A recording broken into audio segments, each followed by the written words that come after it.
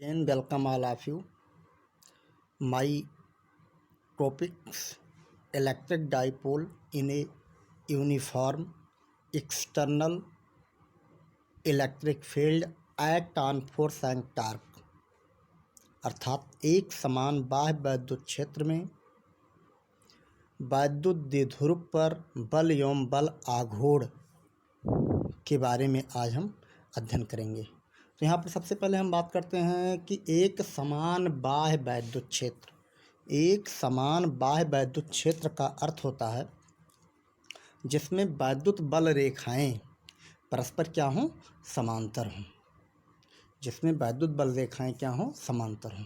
अब सबसे पहले हम चित्र ड्राइव करेंगे तब बात समझ में आएगी आपकी। तो इसके अंतर्गत अगर विचार करें तो एक समान वैद्युत क्षेत्र, एक समान वैद्युत क्षेत्र, एक समान वैद्युत क्षेत्र के लिए क्या आवश्यक है, वैद्युत बल रेखाएं क्या होनी चाहिए, समांतर होनी चाहिए। ये जो चित्र आपके सामने बन रहा है ये वैद्युत बल रेखाएं हैं। और वैद्युत बल रेखाओं का समूह या वैद्युत बल रेखाओं से आच्छादित क्षेत्र को हम आप क्या कहते हैं, वैद्युत क्षेत्र कहते हैं। यहाँ मान लेते हैं वैद्युत क्षेत्र ई है जो कि एक समान वैद्युत क्षेत्र या एक समांतर वैद्युत बल रेखाओं से आच्छादित है। इसमें हम क्या करते हैं, एक द्विध्रुव आघूर्ण इससे थीटा कोण पर, यहाँ लिखा गया क्षेत्र में एक द्विध्रुव ए बी थीटा कोण पर रखा है। तो इसमें क्या करते हैं, एक वैद्युत द्विध्रुव आघूर्ण हम ऐसे थीटा कोण बनाते हुए इस पर रखते हैं। आपको पता है वैद्युत द्विध्रुव आघूर्ण में कितने आवेश होते हैं, दो आवेश होते हैं। दोनों आवेश की प्रकृति क्या होती है, विपरीत होती है। मात्रा क्या होती है, समान होती है। कापी के तल में अगर आप ध्यान से देखें तो अल्प दूरी पर दो आवेश रखे गए हैं जो कि आपके अगर ध्यान दिया जाए एक समान वैद्युत क्षेत्र से कितने कोण पर, थीटा कोण पर रखे गए हैं। और एक चीज़ और ध्यान देने वाली बात है, वैद्युत बल रेखाएं धन से निकलती हैं और ऋण पर क्या होती हैं, समाप्त होती है। इसका मतलब ये धन चिन्ह होगा और ये क्या होगा आपका, ऋण। अच्छा, और आपको पता होना चाहिए वैद्युत क्षेत्र जो है कोई दूसरी चीज़ नहीं है बल्कि वो आवेश से ही निर्मित है। एक तरफ धन आवेश लगा दीजिए, एक तरफ ऋण आवेश, तो जो क्षेत्र जनरेट हो जाएगा वो क्या हो जाएगा, वैद्युत क्षेत्र। वैद्युत क्षेत्र जो होता है कहीं भी एक समान अगर आपको बनाना हो तो दो प्लेट ले लेते हैं, एक पर हम धन आवेश लगा देते हैं और एक पर ऋण आवेश। तो ऑटोमेटिक धन आवेश से आपके जो वैद्युत बल रेखाएं होंगी निकलेंगी और ऋण आवेश वाला क्या करेगा, आकर्षित कर लेगा और वैद्युत बल रेखाएं क्या हो जाएंगी, समांतर हो जाएंगी। इसका मतलब इसके अंदर का जो फील्ड होगा वो कैसा होगा, एक समान वैद्युत क्षेत्र जनरेट होगा। अच्छा, इसमें हमने लाया एक द्विध्रुव और द्विध्रुव को आपको पता है लंबाई कितनी होती है, 2L। 2L क्यों ली जाती है, विनीता मौर्य बताएंगे आप। द्विध्रुव की लंबाई हमेशा 2L क्यों ली जाती है, कोई बच्चा बतावे, नहीं बता पा रहे हैं। इसका बहुत ईजी उत्तर है। इसको जब हम गणना में कहा जाए एक तरह से डेरिवेशन में 2L लेने से क्या होता है, हमारे जितने निगमन आएंगे सब बहुत आसान हो जाएंगे। अगर 2L नहीं लेंगे तो आपका निगमन जो है कठिन होता चला जाएगा, इसी कारण से 2L लिया जाता है। यहाँ पर देखें तो आपको पता होगा ये आपका एक समान वैद्युत क्षेत्र जनरेट हुआ। जब एक समान वैद्युत क्षेत्र जनरेट हो गया तो आपको पता है किसी वैद्युत क्षेत्र में कोई भी आवेश ले जाकर रख दिया जाए तो उस पर एक बल कार्य करता है, ये आपको पता है। और उस पर बल कार्य करेगा, इसका मतलब ये क्या करेगा, वास्तव में ये भी एक वैद्युत क्षेत्र जनरेट करेगा, प्लस क्यू या माइनस क्यू। और जब एक ये जनरेट करेगा तो इसका अपना वैद्युत बल रेखाएं होंगी और एक वैद्युत बल रेखा दूसरे वैद्युत बल रेखा पर क्या करेगा, बल लगाएगा। और कब तक बल लगाएगा, जब तक अपने डायरेक्शन में नहीं कर लेगा तब तक फोर्स लगाएगा। इसका मतलब इस पर एक बल कार्य करेगा, कौन, वैद्युत क्षेत्र ई द्वारा इस पर एक बल कार्य करेगा। ठीक, क्योंकि यहाँ पर आपके क्या हैं, ऋण हैं और ये आपका धन है, इसका मतलब वैद्युत बल रेखाओं को खींचेगा, समान सी बात है। अगर इस पर बात करें तो इस पर भी एक बल कार्य करेगा और यहाँ धन लगा हुआ ये ऋण है तो इसका मतलब ये अपनी तरफ इसको खींचेगा। अब आप कल्पना करिए इस पर दो बल कार्य कर रहा है, बल युग्म जिसे कहेंगे, बल युग्म। और ये बल जो कार्य कर रहे हैं इनका डायरेक्शन क्या है, अपोजिट है, परंतु परिमाण क्या है, समान। इसका मतलब इस पर जो बल कार्य कर रहा है वो कैसे कार्य कर रहा है, युग्म में कार्य कर रहा है। जब इस पर बल युग्म में कार्य करेगा और बल की मात्रा क्या होगी, समान है, परंतु दिशा क्या है, विपरीत, तो ये क्या करेगा, अक्ष के परितः, अक्ष सेंटर ओ के परितः क्या करेगा, घूर्णन करेगा। घूर्णन का मतलब घूमने का प्रयास करेगा। और कब तक घूमेगा, जब तक इस पर अपने डायरेक्शन में इसको घुमा नहीं लेगा, तब तक इसको घुमाने का प्रयास करेगा। और आपको पता होना चाहिए इस पर एक वैद्युत द्विध्रुव आघूर्ण P का डायरेक्शन ऋण से धन होता है। अच्छा, इस प्रकार आपके समझ में आ गया कि ये चार्ज पर एक बल कार्य करेगा जिसका नाम क्या देते हैं, F1, और दूसरा जो बल कार्य करेगा इसका नाम देते हैं F2।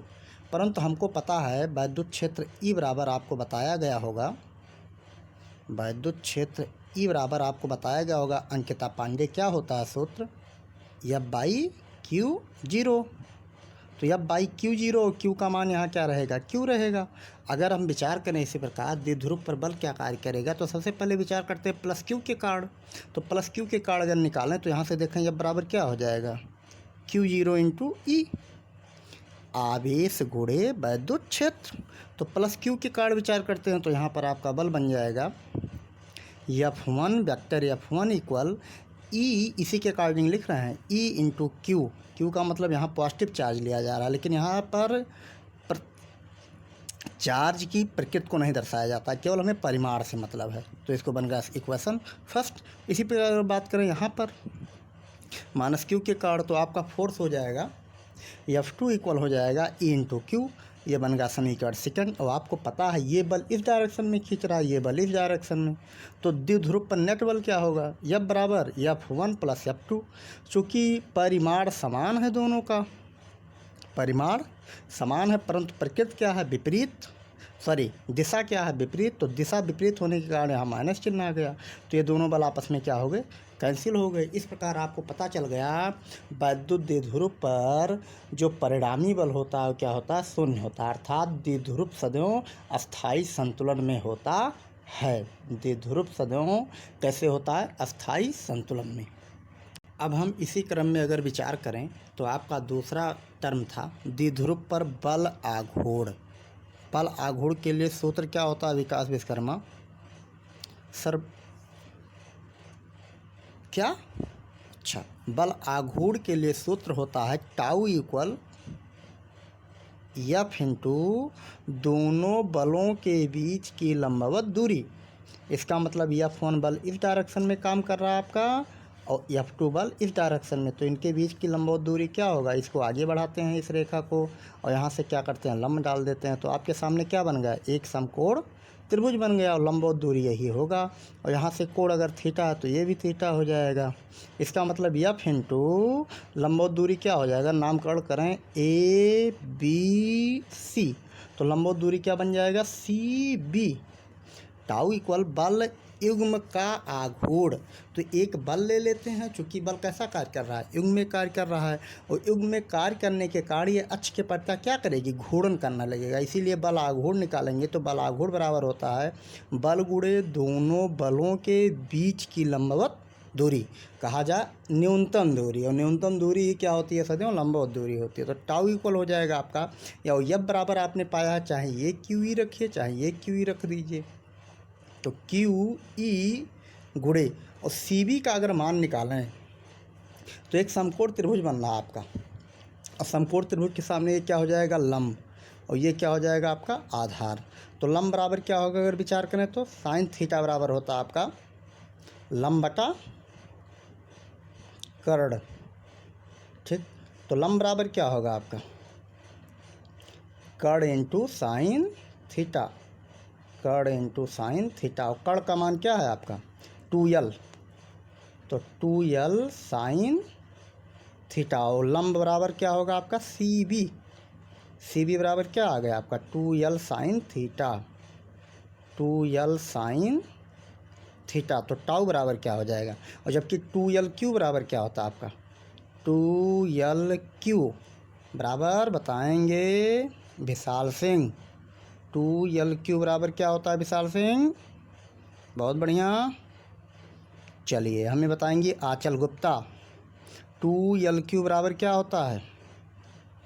P होता है। P मीन्स द्विध्रुव का आघूर्ण, द्विध्रुव का आघूर्ण, डाइपोल मोमेंट P से लोकेट किया जाता तो हो जाएगा PE साइन थीटा। अब हमें बताएंगे टाउ किस प्रकार की राशि है। टाउ जो है यहाँ पर बल आघूर्ण किस प्रकार की राशि है, सोचकर बताइए। हाँ बहुत अच्छे विनीता, सदिश राशि, बहुत सही, सदिश राशि है,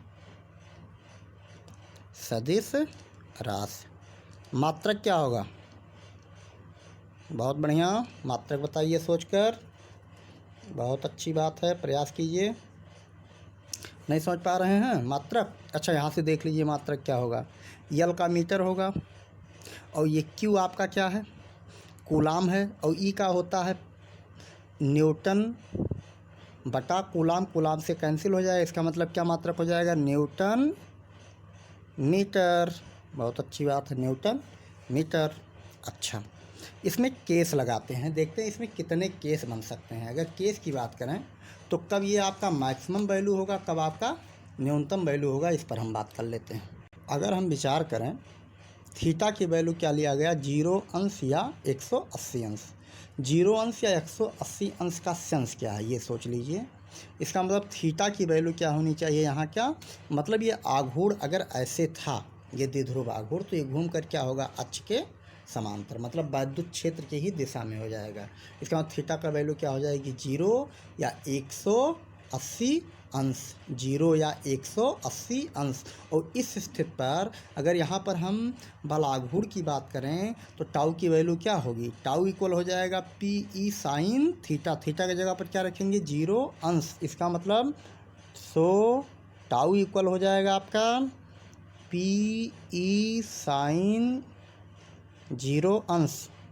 साइन 0 अंश का मान क्या होता है दीपिका? बहुत अच्छे, बहुत अच्छे, बहुत बढ़िया आपने बताया, 0 होता है। इसका मतलब टाउ का मान क्या कार्य किया, 0 अगर कार्य किया तो इसका मतलब क्या क्या कहा जाएगा इसको, अस्थाई संतुलन की अवस्था, अस्थाई संतुलन की अवस्था। केस सेकंड लगाते हैं, थीटा इक्वल अगली बार लगा देते हैं 90 अंश। आकांक्षा त्रिपाठी, टाउ का मान क्या होगा बेटा, आप विचार करो। टाउ इक्वल क्या होगा, अब ये भी निकाला गया सूत्र, टाउ बराबर PE साइन थीटा। थीटा का मान कितना रखा जाए, 90 अंश। इसका मतलब PE हो जाएगा, टाउ का मान क्या हो जाएगा, PE। इस स्थिति पर टाउ कैसा कार्य करेगा, मैक्सिमम कार्य करेगा, अधिकतम। अधिकतम के लिए टाउ का वैल्यू क्या आ गया, PE होगा। इस स्थिति में अगर बात करें तो P बराबर क्या हम निकाल सकते हैं, टाउ मैक्स अपान वैद्युत क्षेत्र। यहाँ से हम क्या करते हैं, वैद्युत द्विध्रुव का परिभाषा बना सकते हैं।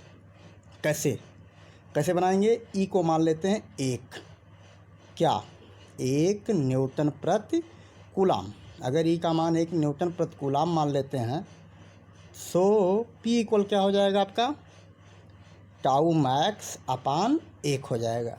इसका मतलब किसी भी द्विध्रुव आघूर्ण को एकांक वैद्युत क्षेत्र में अगर रख दिया जाए, कितने अंश पर रखा जाए, 90 अंश पर, तो उस पर कार्य करने वाला अधिकतम क्या बल आघूर्ण का मान द्विध्रुव आघूर्ण के क्या होगा, बराबर होगा। द्विध्रुव के क्या होगा, द्विध्रुव आघूर्ण के क्या होगा, बराबर होगा। धन्यवाद। टॉपिक समाप्त होता है। Thank you.